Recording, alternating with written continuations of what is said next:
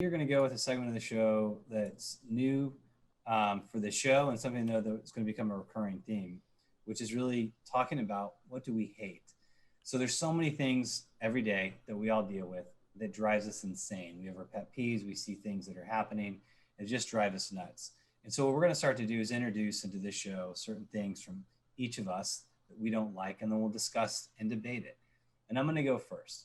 And so for today's show, for this segment, we're going to talk about the left lane and the proper use of the left lane. And so I like to drive fast. Trey, you know this. I do not like to drive slow. And so I use the left lane extensively. And so let me explain the way it should operate and what drives me insane. The left lane is not to go to speed limit. The speed limit is not an acceptable number to go in the left lane. At minimum, you need to be going, if you're on the highway and the speed limit is 70, the left lane needs to be going 80 to 85, in my opinion. 20%. The way it works, 20% over, right? Yeah. The way it works is the person from behind you sets the speed. If they're coming from behind you faster than you're going, you get out of their way. It doesn't matter if you think that you're going the right speed, you get out of their way, you let them go by, and you move back over into the left lane. Except if they're going egregiously fast, like they're going like 120 miles an hour and they're like, weaving in and out, they need to find their own path. But if you're in the left lane, you're going 85 and someone's coming up behind you going 90, 95, you move out, you let them pass, and then you move back into the lane. Nothing drives me crazier than when I'm trying to go in the left lane and some guy or gal is in that left lane going even the speed limit, sometimes even slower, and they're just not picking up on the fact that they shouldn't be in that lane, that they need to be in the middle of the lane or the right lane. The appropriate thing to do is to do a quick flash of the lights if they're there, and either you let them move over. Sometimes they don't like to do that, and that also drives me crazy. I'll absolutely always do that. So if they're going like really slow, I'll kind of flash them.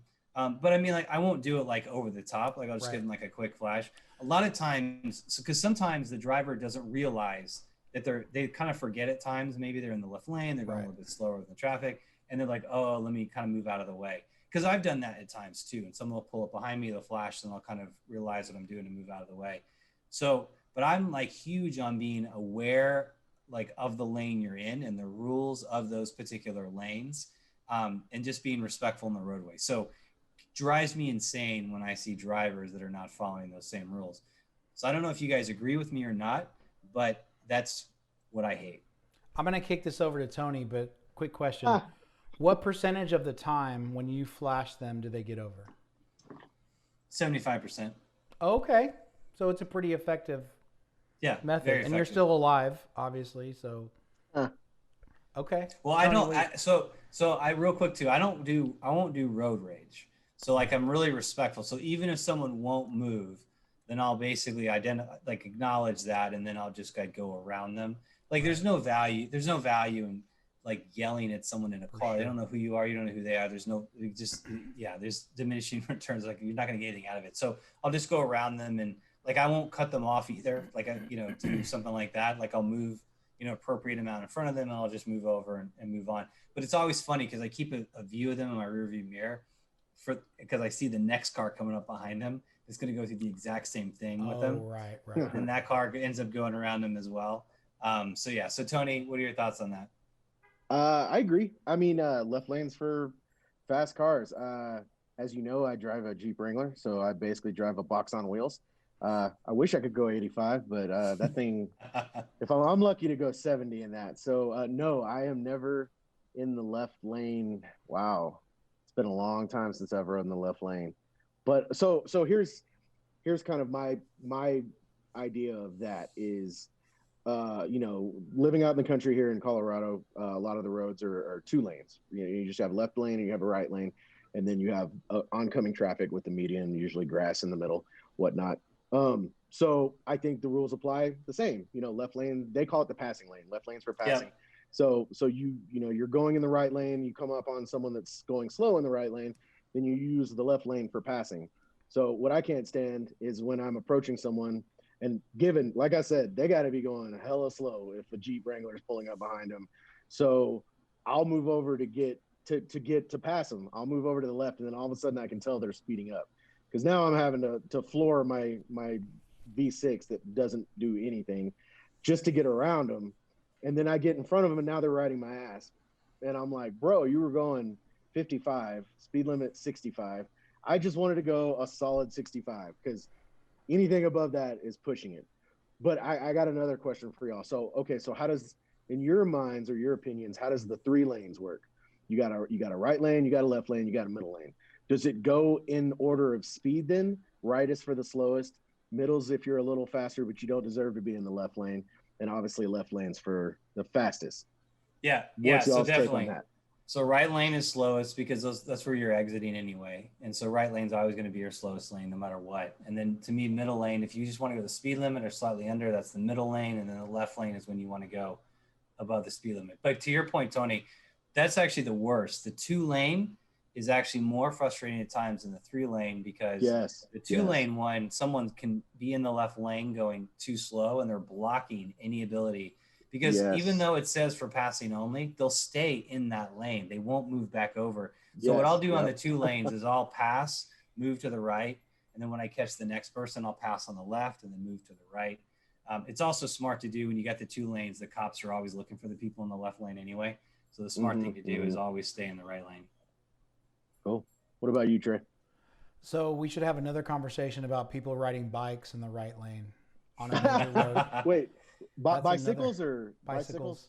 We'll invite Doug for that conversation. Yeah. So we should have that. I respect and think everybody should exercise, but when you're riding on a major road and causing traffic, I think you might be putting yourself over others at that point. I agree with the left lane. I think if you're in the left lane on the highway, and me and Vanessa joke about this, like. You gotta be like about it. Like you gotta be about the left lane. Like you're committed. If you're there, like you better come with it. You're not in there. Oh well, I'm kind of cruising or whatever. Like if I get in the left lane, first of all I'm gonna go to the left lane for a little bit. Heart starts pounding. Kind of get over there. Okay, get a 80, 85, and I'm like, damn, okay, I'm doing it. And then I see a car coming behind me, and I'm like. This dude's crazy. I'm getting over. So I'm always aware of who's coming behind me, who's in front of me. But it is very frustrating when there's 2 other lanes here in Texas. Chris, me and you are in Texas. Most highways have 3 lanes. So somebody that wants to drive slow or the speed limit or below, you have 2 options. So why are you in the 1 out of 3 option that doesn't support that? So that frustrates me. And then people are just unaware, they're on their phones and doing all this. And it's like, just be aware of what's going on. Just understand the rules. Now I see the middle lane. I like the middle lane because I see the middle lane as you have options, right?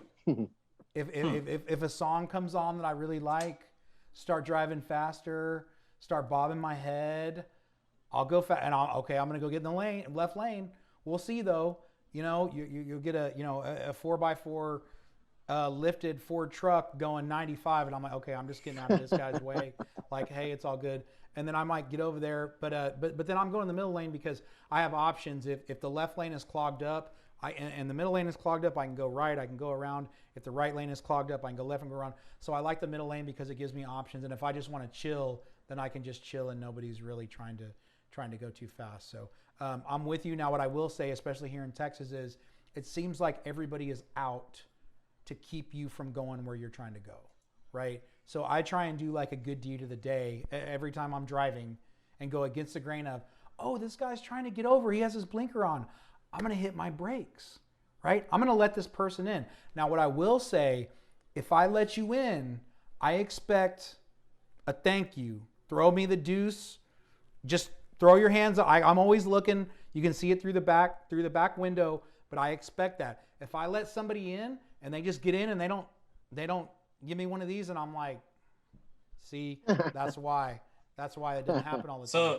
So it's interesting. So it doesn't bother me if they don't thank me. I just don't want them to slow me down. That's my whole mindset, which is I'll let anybody in front of me. I'll stop and do the same thing you're talking about, Trey, right? Because they're like, you need people to pay it forward to you as much as, right? Because everyone gets in those situations you got to get over. Right. My biggest issue is when someone's like really trying to get over and then they just slow you down. That drives me crazy. So I just don't want them to, like, they can acknowledge that I did it. That's cool, but it doesn't bother me if they don't. I just don't want them suddenly to like, where now I have to get around them. Like, then that really like just frustrates me. So two things. So number one, driving with you is an experience because you give commentary the whole time when you're driving. Get out of my way. What are you doing? Hurry up. I mean, but you're not, like you said, you're not road raging. It's just you're saying that, but you're doing the right things as you're driving. So it's an experience. Everybody, I highly recommend that you experience that. The best driver that I've ever seen, and Tony's a really good driver. I think I used to be a pretty good driver. I don't have the motor skills like I used to. Tony was a really, really good driver. Steve is the best controller of a vehicle I've ever seen in my whole life.